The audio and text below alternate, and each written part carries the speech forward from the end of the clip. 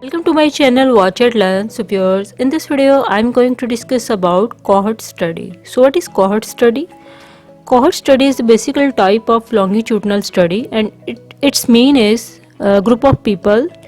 In cohort study, an outcome or disease-free study population is first identified by the exposure or event of interest and followed in time until the disease or outcome of interest occurs.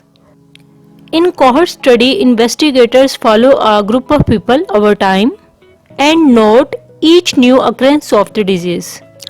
Cohort studies are used to study incidence, causes, and prognosis because they measure events in chronological order. They can be used to distinguish between cause and effect.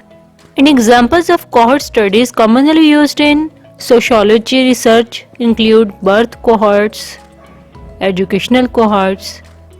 I hope so you got this simple concept about cohort studies. For more informative and latest video, kindly subscribe my channel and stay connected with me. Goodbye.